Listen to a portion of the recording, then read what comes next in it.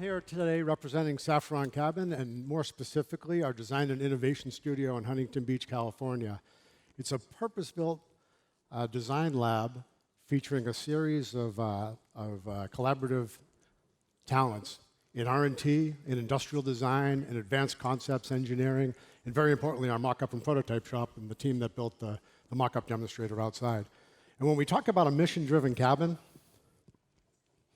we're really talking about a collaborative partnership. If you want to create value at a vehicle level and around a mission, it really comes down to collaboration. And in my experience, I have never participated in a project as collaborative as the one with Uber to create the cabin reference model. Before we were actually hired on as a partner, we started out with the original CRM cabin reference model and created a very simple mock-up. Start getting our minds around what the cabin was. And interestingly, it almost looked like an Olympic toboggan. It was 4 seats in a row. And you can imagine this was very much an aerodynamicist dream, but maybe not quite the one you'd want to fly in. Efficient, light. And as we got into the development and embarked on a 9-month project, we went through a series of mock-up iterations. We built multiple cabins to start to understand the user experience, start to understand the operations, play around with the doors and cabin layouts. And through the first bit, we really started to understand that if we were going to be on a 15-minute flight with very rapid turns, we needed to engage the passenger in a much simpler way, in a very safe way. And so it really became about understanding the operations and how this vehicle would work. From there, we started to turn our attention to the user experience. And as we got a little bit more opulent with that user experience, you can imagine the cabin started to grow, and we started to stuff a whole bunch of things in there. This was our, I think we ended up calling it the truck wagon at the end of it, and it clearly needed to go on a diet. And so through the rest of the development, we went through a series of iterations to get to what we believe was a very finely tuned cabin. And this is actually the final mock-up before the demonstrator you see outside. And quite frankly, it was a balanced solution. That balance was across a series of needs. And since we were at the start of the project with Uber, we were able to look at not only the cabin itself, but the vehicle and the impact the size of the cabin would have on it. We were able to look at the operations, how we would turn the vehicle quickly and promote safe and robust behavior. And we were able to look at the experience of course, the passengers. If we dove in, now realize all those were developed in parallel. But I'll take you down the 3 paths independently so you can kind of understand some of the thinking that went into each of them. When we looked at the vehicle itself, it was really about mission-driven sizing. How do we get this vehicle to the right size so, as my colleague Norton Jordan said yesterday, we ultimately can take off? And realizing that the impact of size becomes weight, becomes aerodynamics, and it's an exponential growth, to really get the cabin right was very, very important in this project. So when we look at that initial layout, you can see how this would be very efficient. But we'd have 4 doors, we'd have a very interesting cabin environment. So we started to grow it.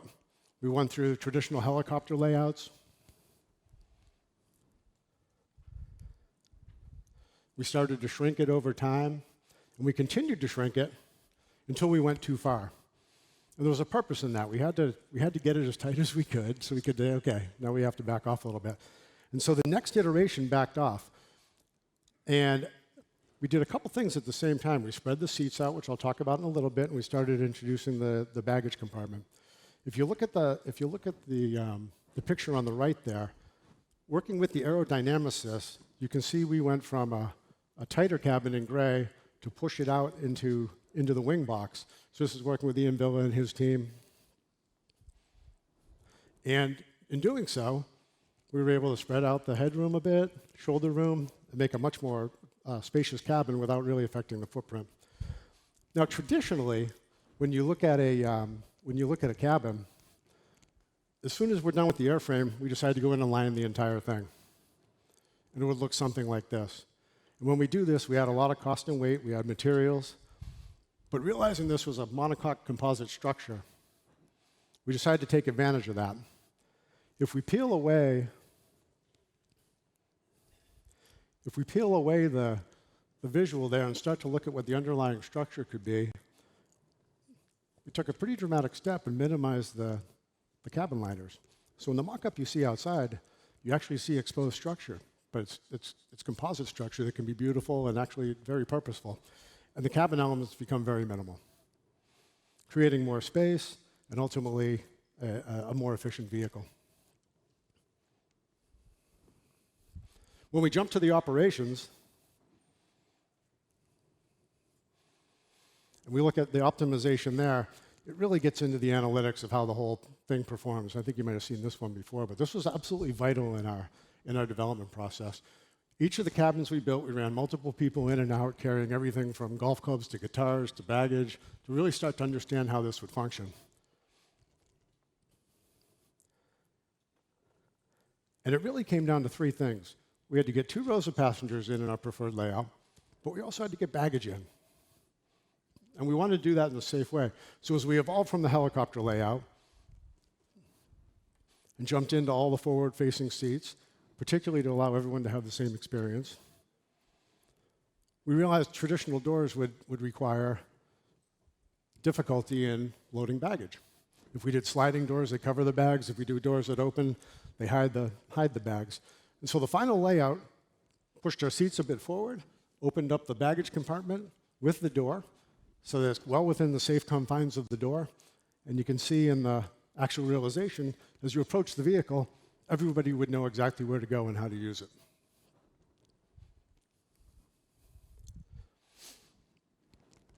The baggage loading was very important. And then there's a series of touch points as you enter to ensure safety and consistency in the function, so you can get aboard quite easily. At the heart of it all is a modular approach with robust existing commercial aircraft-grade materials. From the liner systems that could be modular and upgraded to include things like chargers and cup holders, to the headliner, very durable floor, and highly durable baggage compartment elements as well. And of course, the seats. And the seats go to the heart of the experience. When we look at the seamless integration of the cabin, we're really talking about safety and comfort, and the cabin should fundamentally disappear. The doors are open and inviting, guiding you where to go. Baggage compartments in a safe zone. There's a properly sized step at the right height, well lit. A series of handles in the right place and signage that clearly identifies where the seats are. So many people will be entering this cabin for the first time, and it has to be very, very simple and should not cause any stress or anxiety as they go.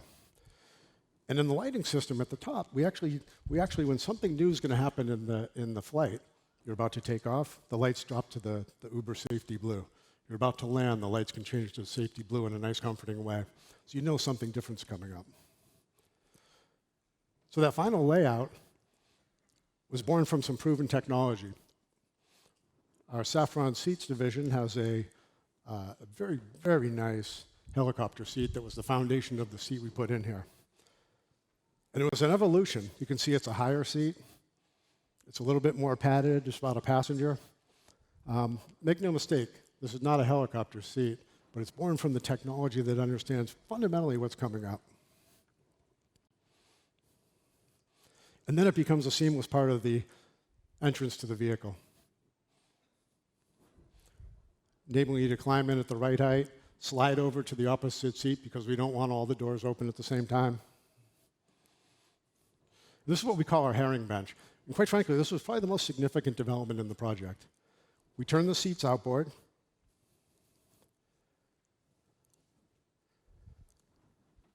Thereby providing a little bit of privacy.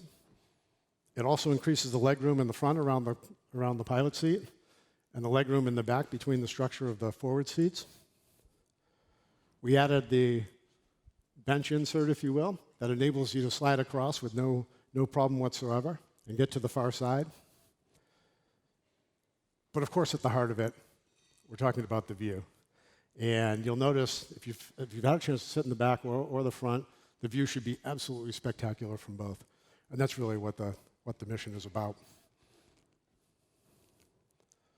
So this is how we got to our mission-driven cabin.